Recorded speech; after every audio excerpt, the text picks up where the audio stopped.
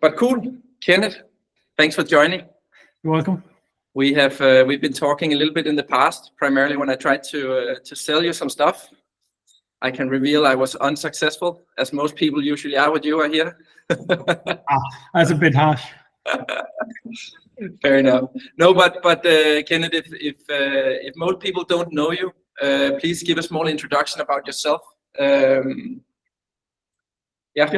My name is Kenneth Steele. I'm the marketing director at Nikolaj Automotive Group, which is more or less we are a distributor of car brands, primarily Kia and MG. They present our volume cars.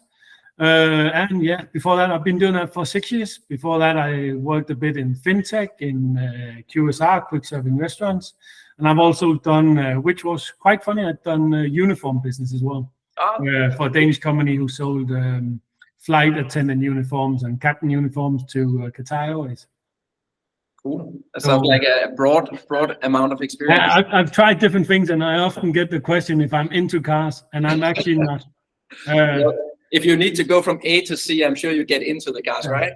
Yeah. I would say the process is what interests me the most. And then if cars, I just prefer a large car that can drive over. I don't care if it's faster. Fair enough. But one of the reasons, Ken, that I also reached out to you was, of course, that if people are on LinkedIn and they are reading about strategy and tactics, they might see your name once in a while with a shorter or longer comment about what is strategy and what is tactic. And from my view, when I deal with customers, clients, and businesses on a daily basis, I often hear the words strategy, objectives, tactics. They are a bit flung around, a bit randomly. So I thought that perhaps we could have a really good conversation about starting with what you see is the primary misconceptions between strategy and tactics, and why you think it could be pretty hard to differentiate for a lot of people what is strategy and what is tactic. From my point of view, or from what I experience in my daily work, I would say a lot of things we do are tactics. A little bit is strategy, and by that I mean that strategy should be the framework from which we choose what to do. And that I read a lot of Roger Martin. I think he's probably one of the strongest strategic advisors that we have. Also Jim Collins, but especially Roger Martin. And if we follow his framework, it's a lot about like define where to play, and that could be like which segments are we in, but also which markets, which categories. Where define everywhere where we want to play. And from my experience, I see a lot of people actually not choosing anything. They just want to be in every category, every segment, and then we just shoot broadly. Again, I would say the strategic choice and probably the smarter choice is to find where to play, where are we strongest, where can we beat the competitors. In some categories, there will also be other players, but how do we differentiate and how do we outcompete them? And that's the second choice. And if you follow Martin's framework, is a lot about how to win. So we'll define where to play and then how to win. And how to win again is not. It's not about tactic. It's not about, if we talk about in the marketing framework, it's not about, okay, I'll be on TikTok, I'll do this, I'll have low prices. It's still define a framework of how do we win, what do we want to be for our customers, and how can we achieve that. So being present on social media, you're saying that is not a strategy per se. Yeah, and again, what I say is not right or wrong. This is just my framework. I would say that's a tactic. I would say prices is a tactic. I would say having should we have a web shop or should we not have a web shop? That's a tactic as well to achieve your strategic objectives. I would go as far as saying as a sales target is not a strategic choice. That might be an objective, but how to define and even how to pinpoint how we get to the objective choice. That's the strategy. Okay, so to try to come with an exact or concrete example here, let's say we have a product launch, something that you're very familiar with from your experience. what would be examples of the strategy behind a product launch, and what would be some tactical elements of that product launch? Let's start with tactics. The tactics would be the actual launch itself. That would be all the lead gathering. That would be introducing the cars. That would be introducing our price points. The strategic behind that would be, if we say it's a small, medium-sized car, that would be doing all the frameworks. Do we actually have a right to play in this category? If we have a right to play in this category, what do we need to achieve? And who are we targeting in this segment? Again, if we use the car market as an analogy, like we have stronger brands, we have weaker brands, and we have somewhere in between mainstream brands. So which end of the market are we targeting? And again, if we just talk about mainstream brands, which I work with Kia and MG, there are also differences. We work with a framework where we say it's about everyday performance. That's a key word we work with. So how we define the cars, and I would say or design the cars. That's we can't change the design on that from the factory, but we like the level of equipment, or we can change that at a local level. So we have a strategy where we actually put a lot of equipment into the cars, and actually Kia is on a upward trajectory when we're talking about brand power. So also the price point has to resemble that. That price point is a tactic, but on a brand power level, we say we want to keep this. We want to continue our upward trajectory. So when we get to a tactical level, that would define some of the choices that we do. It could be immediate choices, but also at the same time, it could be a price point choice. So is it fair for me to say, and for instance, when it comes to Kia, that from the headquarters and global offices, there's a bigger strategy decisions made, and then the decision sort of gets smaller and smaller, so that how much strategy is actually left for you in a local country or smaller country such as Denmark versus a tactical approach on one market? Or maybe I'm completely wrong. No, you're not entirely wrong, because again, if you look at the cars and all that is out of our control. Also, design strategy and everything around that is out of our control. But what we can do is adapt some of the strategies at a local level, and it's also how do we want to work with the cars at the local level? Because if you take a market, there are differences. If you take a market like Australia, like Kia is a premium brand in Australia. They took out a few years back. They decided to say, okay, we will move from lower mainstream to upper mainstream into premium cars. And they decided, we won't jump along with all the price reductions that we see in Denmark at the moment as well. We will take the hit for 2 or 3 years and then come out stronger. That's a strategic choice. So the brand positioning and brand recall, that is a way of working strategy on a local level to adapt that with the local culture. Exactly. But again, you can only do that within the framework that you've been given the cars. And if Kia or MG, for example, want something totally different, then we have to adapt. And the tactics then to sort of implement that local strategy of the brand awareness, that would then be, can you give us some examples on what tactic approach could be on sort of increasing the understanding of the brand at the different positioning? Yes, we can do that.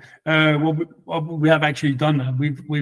If we look at our brand power level scores, we have moved Kia a lot in the last 5 to 6 years. That's also happened because the products have changed. It's more technology driven.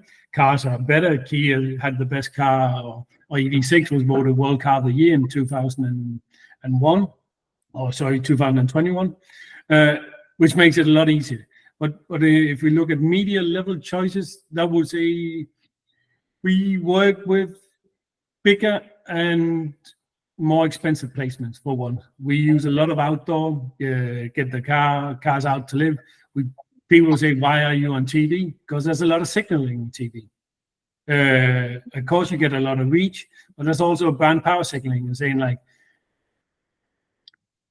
and it's some of the same in some of the creative executions as well. If we look at the not this year, but if we look up upon to this year, we actually have had no prices in our ads for most of our ads, because people have a perception of Kia that it's cheap, but we are actually not cheap at all. But we don't want to change that perception, and So we don't want to signal that we are more expensive than our competitors. So we do a lot of ads without pricing in it, and that's more or less that we work on the framework and saying, if you see our ad, first you got to remember it's Kia, and then secondly you got to think it's a nice car. If we achieve that, we've succeeded. So is it fair for me to say that you sort of funnel the strategy through the tactical media? Yeah, I wouldn't say funnel the strategy. I would say that how we execute our tactics is dependent on how we defined our strategy. Okay. For example, we have a different approach with MG because it's a different car, it's a different segment, and they want to do something different compared to Kia. Okay, interesting. And of course, for marketeers and in our conversation, you know that we drive a gamification offering. And I actually wrote our definition at one point that is probably wrong in your view, because I said gamification is a strategy, but it's probably more like a tactic then. Yeah, again, there's nothing right or wrong. This is just my opinion, but I would define it as a tactic. But again, we buy a lot of media on the basis of attention. I wouldn't define that as a strategy either. I would say that's a tactic. But it's a tactic to actually meet your strategic goals or just your goals in general. So for example, if we take a gamification tool, you can say, oh, we want to increase our lead generation, or we want to learn more about our customers through, again, that could be gamification. So if we want to increase knowledge of our customers, you can buy research, or you can do different things at a closer or local level, I would say, and then you could use gamification, and that would be a strategic a tactical choice to reach your strategic goals. So it's a method of achieving the goals that is defined by the strategy. Yeah, I would. Cool. But again, I would say the same thing about, because we talked about it before, but people say, well, we have a social media strategy, we have a programmatic strategy, we have a PPC strategy, where we end up having 10 different strategies that have to work together. Where my approach is, I would say we work with an overall marketing strategy that has defined for each car brand 2 strategic choices that we need, that are must-win battles for us. And if we achieve that, we reckon we will achieve our sales targets. And all our tactics play into how we reach these 2 strategic goals. And why do you think that there is a fragmented sort of understanding? It seems to me as a very normal thing that you have what you said, a social media strategy, a media purchasing strategy even, and then you have like group strategy. So how can there suddenly be so many strategies? Because people have to sell them. I would say that's one thing. We have people selling their services, and it's cooler to say strategy than it is to say tactics. But also at probably a more local level where you execute things, I would say it's a bit harsh, but sometimes I'll say there's a lack of understanding as well. Marketing is very didactic, and sometimes I would say probably a bit more training is needed, to be a bit harsh, if that's okay.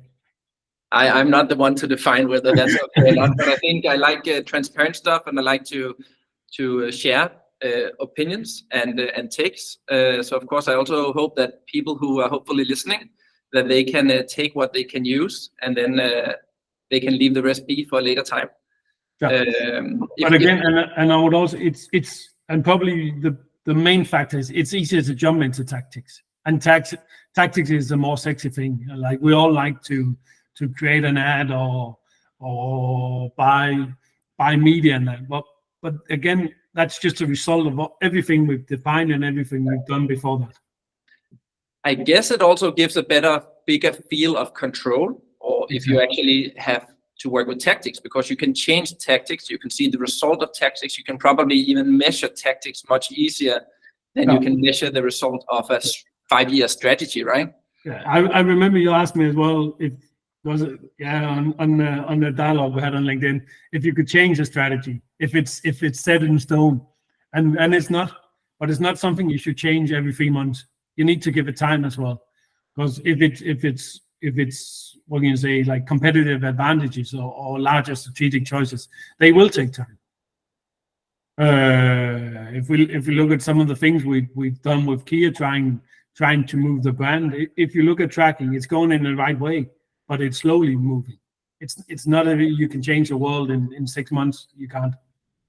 And what for smaller businesses? Of course, there's older, bigger, more established businesses, but there's also a lot of the new age companies coming up, being small. You always hear that they have to be agile, adjustable, and fast-moving, fast-paced, and lean, and all of this. So are they even able to have a strategy, or is the strategy to be lean and fast-moving and agile? Well, again, I would say if you're a startup, for example, what is the opposite of being fast-moving? That's being slow-moving. So is that even a strategic choice? That's probably more or less just your reality. It's the same with being agile, and the opposite of being agile is not doing anything. So again, is that a strategic choice? How many of your competitors will do nothing? I would probably say no one. So again, I would say you can always make the strategic choice. It's not dependent on whether or not you change your tactics. We change our tactics all the time. Probably some would say too often. But they're all done within a strategic framework. Cool. Oh, but that's some interesting stuff. I definitely have to re-listen to this conversation again, because I definitely think there's some golden nuggets hidden there. I especially like strategy versus not doing nothing. Is the butter cut clean enough, or is what you say, like the alternative, is that too obvious that you can even call it a defined strategy?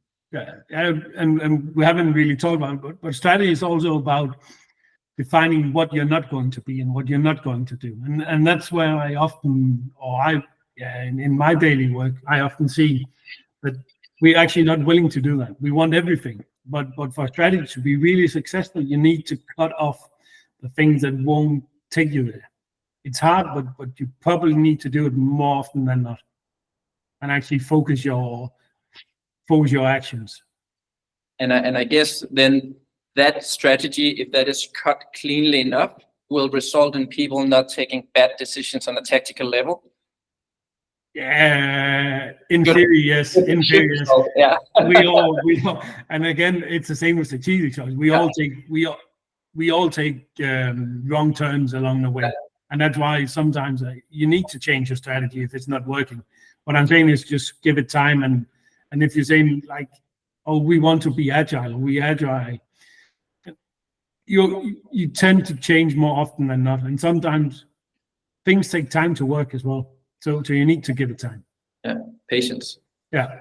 And we also have that a quote which was actually said by no one ever, that culture eats strategy for business, and it's not that you don't need the culture. Again, you actually need a very positive culture to underpin your strategy, but it's not as if you need one above the other. You need both, in my opinion.